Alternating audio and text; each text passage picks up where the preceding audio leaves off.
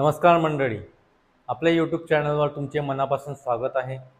आज आपण एक असा प्रश्न घेऊन आलो आहोत जो प्रत्येक टेट उमेदवाराच्या मनात आहे। वेटिंग लिस्टमध्ये नाव आलं तर खरं काय होतं? बऱ्याच जणांना वाटतं की वेटिंग लिस्ट म्हणजे सिलेक्शन कॅन्सल झालं, काहींना वाटतं की ऑटोमॅटिकली चेंज मिळतो, तर काहींना वाटतं की ही प्रोसेस कधीच चालत नाही। म्हणून आजच्या या व्हिडिओमध्ये आपण वेटिंग लिस्टची खरी प्रोसेस, त्यामागचं गुपित, फायदे तोटे आणि स्टुडंट्सनी कोणत्या चुका टाळल्या पाहिजेत हे सगळं आपण डिटेलमध्ये पाहणार आहोत। तर व्हिडिओ शेवटपर्यंत नक्की बघा आणि व्हिडिओ आवडल्यास व्हिडिओला लाईक करा, कमेंट करा। जर तुम्ही चॅनलवर नवीन असाल तर चॅनलला सबस्क्राईब करा। चला तर मग आजच्या व्हिडिओला सुरुवात करूया। सगळ्यात आधी आपण एक बेसिक प्रश्न घेऊया, वेटिंग लिस्ट म्हणजे काय? बऱ्याच उमेदवारांच्या मनात असा गोंधळ असतो की मेरिट लिस्ट लागली, माझं नाव आलं नाही, पण वेटिंग लिस्टमध्ये आलं तर माझं सिलेक्शन झालं की नाही? खरं सांगायचं झालं तर वेटिंग लिस्ट म्हणजे फायनल मेरिट लिस्टचीच एक एक्सटेन्शन असते। म्हणजे काय? तर मेरिट लिस्ट लागली की त्यामध्ये अवेलेबल सीट्सप्रमाणेच उमेदवारांना जागा मिळते। फॉर एक्झाम्पल, जर एखाद्या डिस्ट्रिक्टमध्ये मराठी मीडियमसाठी 100 जागा असतील तर मेरिट लिस्टमध्ये सगळ्यात वरचे रँक वाईज 100 उमेदवार बसतात, पण रिक्रुटमेंट प्रोसेस तिथेच थांबत नाही। मग पुढे काय होतं? या 100 जागांपैकी काही उमेदवारांचे डॉक्युमेंट्स व्हेरिफिकेशनमध्ये प्रॉब्लेम येतात। For example, caste certificate invalid निघालं, क्वालिफिकेशन मिसमॅच झालं किंवा चुकीचा डॉक्युमेंट दिला। काही उमेदवारांना जागा मिळूनही ते जॉईनिंग करत नाहीत, कारण त्यांना दुसऱ्या जिल्ह्यात जागा हवी असते किंवा प्रायव्हेट जॉब किंवा दुसरी एक्झाम जॉईन केलेली असते। तर काही उमेदवारांना जागा मिळते, पण त्यांनी भरलेली प्रिफरन्स त्यांना पसंत नसते आणि ते सीट रिफ्यूज करतात। आता या सगळ्यांमुळे काय होतं, तर सुरुवातीला 100 जागांपैकी काही सीट्स रिकाम्या राहतात आणि रिक्रुटमेंट बोर्डकडे असा ऑप्शन नसतो की त्या जागा रिकाम्या सोडायच्या, किंवा काही कारणास्तव त्या रिकाम्या पण राहू शकतात। म्हणूनच या रिकाम्या जागा भरायला लागते वेटिंग लिस्ट। सोप्या भाषेत सांगायचं झालं तर वेटिंग लिस्ट म्हणजे अशा उमेदवारांचा ग्रुप ज्यांचा रँक मेरिट लिस्टमध्ये पुढे आहे, पण जागा भरल्यामुळे सुरुवातीला त्यांना चान्स मिळाला नाही। मात्र जर कोणी जागा सोडली तर त्यांना लगेच ती जागा अलॉट केली। म्हणजेच जर तुमचं नाव वेटिंग लिस्टमध्ये आलं असेल तर तुम्ही ऑफिशियली सिस्टीममध्ये नेक्स्ट इन लाईन असता। सीट रिकामी झाली की लगेच तुमचा नंबर लागेल। आपण समजून घेतलं की वेटिंग लिस्ट म्हणजे काय, पण आता सर्वात महत्त्वाचा प्रश्न, ही वेटिंग लिस्ट तयार कशी होते? हा प्रोसेस खूप सिस्टमॅटिक आहे, पण बऱ्याच जणांना तो माहीत नसतो। त्यामुळे त्यांना वाटतं की वेटिंग लिस्टमध्ये नाव आलं म्हणजे काहीतरी वेगळं झालं, पण प्रत्यक्षात तसं अजिबात नाही। आता ही प्रोसेस आपण स्टेप बाय स्टेप बघूया। मेरिट लिस्ट कशी तयार होते? सर्वप्रथम परीक्षेतील marks plus normalisation plus reservation या तिन्ही गोष्टी लक्षात घेऊन फायनल मेरिट लिस्ट तयार केली जाते। या मेरिट लिस्टमध्ये एकदम रँक वाईज सगळे उमेदवार असतात, पण जागा किती आहेत त्यावर ठरवलं जातं की पहिल्या किती रँकपर्यंतचे उमेदवार थेट अलॉटमेंटसाठी निवडले जातील।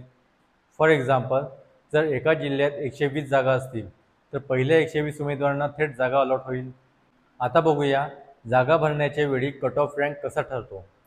त्या specific category plus medium plus जेंडरनुसार 120 वर रँक जिथे थांबतो तो त्या कॅटेगरीचा कट ऑफ रँक होतो।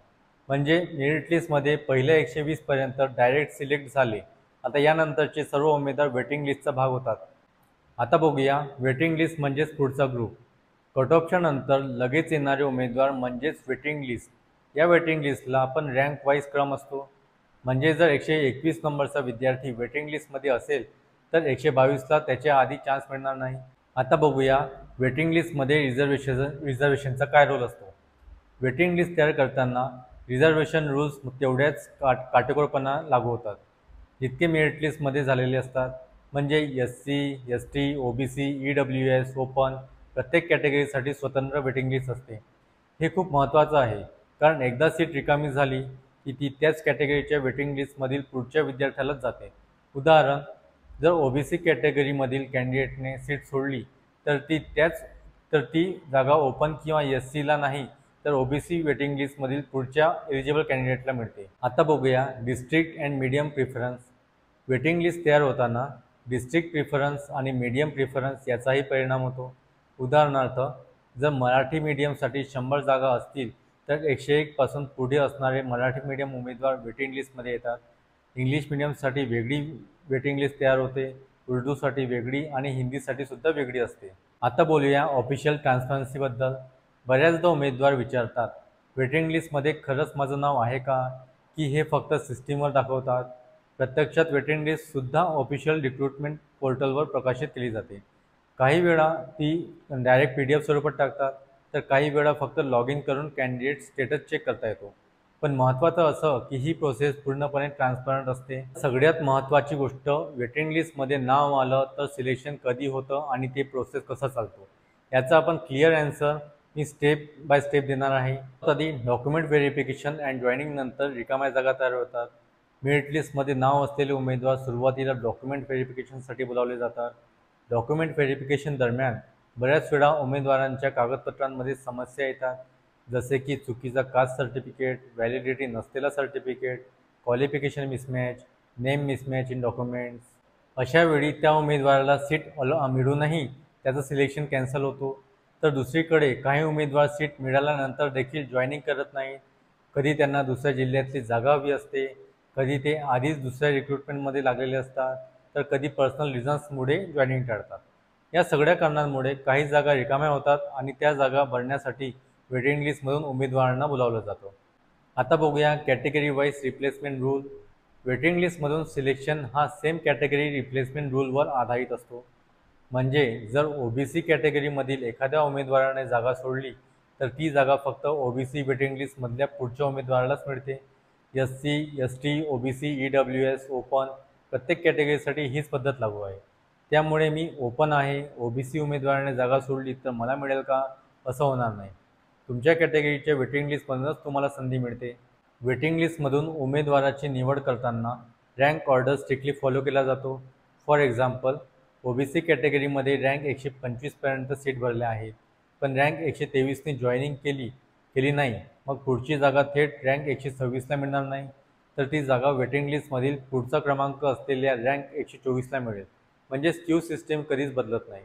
आता बघूया डिस्ट्रिक्ट प्रिफरन्स आणि मीडियम प्रिफरन्सचा परिणाम. वेटिंग लिस्टमध्ये सिलेक्शन होताना प्रिफरन्स खूप मोठी भूमिका बजावतात. समजा एखाद्या उमेदवाराने डिस्ट्रिक्ट प्रिफरन्समध्ये पहिलं दिलं मुंबई आणि दुसरं दिलं पुणे. जर मुंबईमध्ये जागा रिकामी झाली आणि तो वेटिंग लिस्टमध्ये असेल तर त्याला संधी मिळेल, पण मुंबईमध्ये जागा नसेल, पुणेमध्ये असेल तर त्याच्या प्रिफरन्सनुसार सीट अलॉट होईल. मीडियम प्रिफरन्स पण तितकाच महत्त्वाचा आहे. जर तुम्ही मराठी मीडियमला एलिजिबल असाल आणि मराठी मीडियममध्ये जागा रिकामी झाली तर तुम्हाला चान्स मिळेल, पण इंग्लिश मीडियममध्ये रिकामी झाली तरी तुम्हाला मिळणार नाही. आता बघूया ऑफिशियल राऊंड आणि अलॉटमेंट प्रोसेस. वेटिंग लिस्टमधून सिलेक्शन हा प्रोसेस ऑफिशियल राऊंडच्या स्वरूपात जाहीर होतो. रिक्रुटमेंट बोर्ड सेकंड राऊंड किंवा ॲडिशनल अलॉटमेंट नावाने नोटिफिकेशन जाहीर करतो. त्यामध्ये स्पष्ट लिहिलेलं असतं की कोणत्या कॅटेगरीमधल्या किती सीट्स रिकाम्या आहेत आणि वेटिंग लिस्टमधून कोणत्या रँकपर्यंत उमेदवार बोलावले जात आहेत. या प्रोसेसमुळे सर्वांना ट्रान्सपरन्सी राहते. आता बघूया टाईम फ्रेम, किती दिवसांनी होतं सिलेक्शन. हा प्रश्न सगळ्यांच्या मनात असतो. वेटिंग लिस्टमधून कधी चान्स मिळेल याचं उत्तर एकदम निश्चित सांगता येत नाही, कारण ते जॉईनिंग पॅटर्नवर अवलंबून असतं.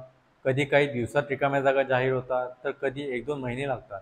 पण एकदा document verification plus joining process झाल्यानंतर लगेचच रिकाम्या झालेल्या जागांची यादी बनते आणि वेटिंग लिस्ट उमेदवारांना बोलावतात. म्हणजे प्रोसेस वेळखाऊ असली तरी सतत चालू असते.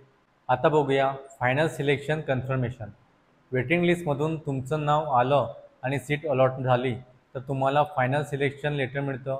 त्यानंतर तुम्ही थेट स्कूल अलॉटमेंटसाठी एलिजिबल होता. एकदा वेटिंग लिस्टमधून सीट मिळाली की तुमचं रिक्रुटमेंटमध्ये स्थान मेरिट लिस्टमधल्या उमेदवारांनी इतकं स्ट्रॉंग असतं. म्हणजे एकदा सिलेक्शन झालं की कोणी फरक करत नाही की तुम्ही मधून आलात की वेटिंग लिस्टमधून. आता बघूया वेटिंग लिस्टची व्हॅलिडिटी किती दिवस असते. बऱ्याच विद्यार्थ्यांच्या मनात हा प्रश्न नेहमीच असतो, वेटिंग लिस्ट किती दिवस चालते आणि ती कधी संपते. कारण सगळ्यांना वाटतं की जर नाव वेटिंग लिस्टमध्ये आलं तर मी वर्षभर तरी सिलेक्शनच्या आशेने राहू का. चला तर मग हे सर्व आपण क्लिअर करूया. आता बघूया रिक्रुटमेंट प्रोसेस व्हॅलिडिटी. वेटिंग लिस्टची व्हॅलिडिटी ही स्वतंत्रपणे ठरवलेली नसते. ती नेहमी त्या रिक्रुटमेंट प्रोसेसच्या कालावधीपर्यंतच लागू असते. म्हणजे ज्या रिक्रुटमेंटसाठी तुम्ही एक्झाम दिली, मेरिट लिस्ट लागली, अलॉटमेंट झालं, त्या पूर्ण प्रोसेस चालू आहे तोपर्यंत वेटिंग लिस्ट व्हॅलिड असते. प्रोसेस ऑफिशियली संपली की वेटिंग लिस्ट आपोआप एक्सपायर होते. फॉर एक्झाम्पल, जर टेट 2025 रिक्रुटमेंट प्रोसेस मार्च 2025पासून सुरू होऊन डिसेंबर 2025ला संपली तर वेटिंग लिस्ट पण डिसेंबर 2025पर्यंतच व्हॅलिड राहील. मेरिट लिस्टनंतर जितके अलॉटमेंट राऊंड्स होतात तेवढ्या राऊंड्समध्ये वेटिंग लिस्ट वापरली जाते. एकदा सर्व अलॉटमेंट राऊंड्स पूर्ण झाले की नवीन रिकाम्या जागा वेटिंग लिस्टमधून भरणे थांबते. म्हणजे तुमचं नाव वेटिंग लिस्टमध्ये आलं आहे, पण फायनल राऊंड झाल्यावर अजून तुम्हाला चान्स मिळाला नाही. मग प्रोसेस ऑफिशियली ओव्हर झाली की तुम्हाला पुढे संधी मिळणार नाही. आता बघूया जॉईनिंग विंडोजचे महत्त्व. बोर्ड जेव्हा अलॉटमेंट करतो तेव्हा प्रत्येक उमेदवाराला एक निश्चित वेळ दिला जातो जॉईनिंगसाठी. या वेळेत उमेदवार हजर राहिला नाही तर त्याची जागा लगेच कॅन्सल होते. मग ती जागा वेटिंग लिस्टमधून पुढच्या उमेदवाराला जाते. म्हणजेच वेटिंग लिस्टची व्हॅलिडिटी जॉईनिंग विंडोज बंद होईपर्यंत ॲक्टिव्ह असते. एकदा जॉईनिंग विंडोज क्लोज झाली की वेटिंग लिस्टवरचा परिणामही थांबतो. आता बघूया कोर्ट केसेस किंवा डिलेज. काही वेळा रिक्रुटमेंट प्रोसेसमध्ये कोर्ट केसेस होतात. जर केसेसमुळे प्रोसेस काही महिने थांबली तरी वेटिंग लिस्ट टेक्निकली व्हॅलिड राहते, कारण रिक्रुटमेंट अजून संपलेली नसते. पण या डिलेजमुळे उमेदवारांना जास्त काळ वाट पाहावी लागते. अशा वेळेला रिक्रुटमेंट बोर्ड नोटिफिकेशन टाकून स्पष्ट करते की वेटिंग लिस्ट किती काळ टिकणार आहे. आता बघूया फिक्स्ड ड्युरेशन. बऱ्याच रिक्रुटमेंटमध्ये रूल्समध्ये लिहिलेलं असतं की वेटिंग लिस्ट 6 महिने किंवा जास्तीत जास्त 1 वर्ष व्हॅलिड राहील. यानंतर प्रोसेस संपली की वेटिंग लिस्ट आपोआप बंद मानली जाते. म्हणजे वेटिंग लिस्ट परमनंट कधीच नसते, ती नेहमी टेम्पररी आणि त्या वर्षाच्या रिक्रुटमेंट पुरतीच असते. आता बघूया वेटिंग लिस्टमध्ये फायदा कोणाला होतो. ज्या उमेदवारांना वेटिंग लिस्टमध्ये असून हाय रँक असेल पण प्रिफरन्स मिसमॅच असेल अशा उमेदवारांना जास्त फायदा होतो. किंवा ज्यांनी कमी पॉप्युलर डिस्ट्रिक्ट किंवा मीडियम निवडलं असेल त्यांना चान्सेस जास्त असतात. आणि रिझर्व्ड कॅटेगरी उमेदवारांना जास्त फायदा होतो, कारण रिझर्व्ड सीट्स वारंवार रिकाम्या राहतात. म्हणजे स्मार्ट प्रिफरन्स भरलेल्यांना वेटिंग लिस्टमधून जास्त चान्स असतो. आता बघूया वेटिंग लिस्टमधल्या स्टुडंट्सनी कोणत्या चुका टाळाव्यात. सर्वात आधी तर होप सोडू नये, कारण बऱ्याच वेळा सेकंड किंवा थर्ड राऊंडमध्ये चान्स मिळतो. डॉक्युमेंट्स फुल रेडी ठेवावेत, कारण कॉल आला तर लगेच जॉईनिंग करावं लागतं. प्रिफरन्स चुकीचं भरू नये, कारण वेटिंग लिस्टमधून चान्स मिळाला तरी चुकीच्या प्रिफरन्समुळे सीट मिस होऊ शकते.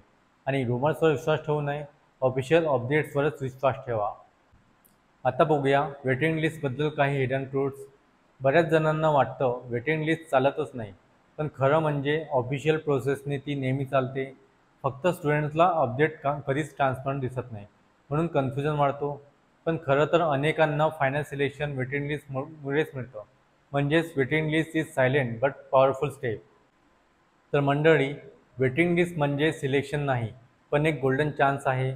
मेरिट लागलं नाही म्हणून निराश होऊ नका, कारण बऱ्याच उमेदवारांना अंतिम जागा वेटिंग लिस्टमुळेच मिळाल्या आहेत. म्हणूनच तुमची तयारी सुरू ठेवा, डॉक्युमेंट्स रेडी ठेवा आणि पेशन्स ठेवा, कारण कधी तुमचं नाव वेटिंग लिस्टमधून फायनल होईल सांगता येत नाही. जर हा व्हिडिओ तुम्हाला उपयोगी वाटला असेल तर लाईक करा, कमेंट करा आणि शेअर आणि चॅनलला सबस्क्राईब नक्की करा. पुढच्या व्हिडिओमध्ये आपण आणखी एक महत्त्वाचा व्हिडिओ घेऊन भेटूया. तोपर्यंत धन्यवाद.